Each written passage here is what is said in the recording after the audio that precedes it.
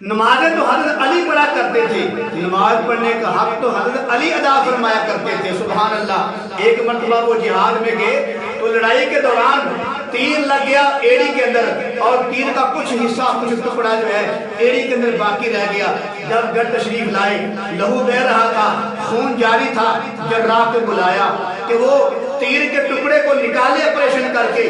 جب اس نے تیر کے ٹکڑے کو پکڑا، جب کھینچنے لگتا تو حضرت علی فرماتے ٹھہر جو مجھے تکلیف ہوتی ہے۔ ایک دو مرتبہ ایسے کیا، انہوں نے تکلیف محسوس کی۔ پھر حضرت علی خود فرماتے ہیں، کہتے ہیں ٹھہر جاؤ، ابھی نماز کا وقت آنے والا ہے، جب میں نماز نیند لوں گا پھر تم یہ ٹکڑا تیر کا پاؤں سے ایڑی سے نکال لینا۔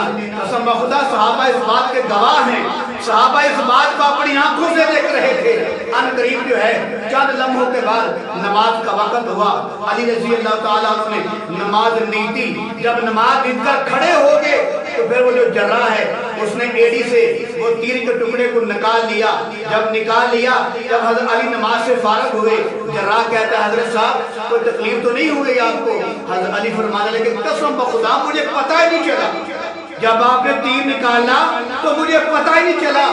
تو حضرت علی رضی اللہ تعالیٰ عنہ نماز کے دوران اتنے بے بس ہو جاتے تھے، اللہ کے سامنے اتنی عاجزی کیا کرتے تھے کہ ان کا جسم پانی پانی ہو جایا کرتا تھا۔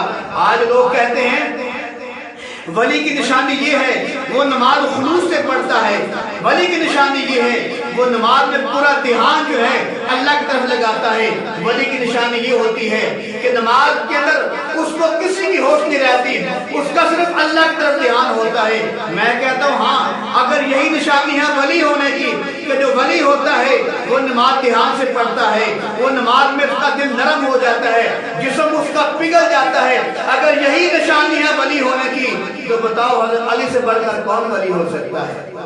میرے علی سے بڑھ کر کون ولی ہو سکتا ہے کہ تیر کو ایڑی سے نکال لیا گیا؟ کہا قسم خدا مجھے پتہ ہی نہیں چلا۔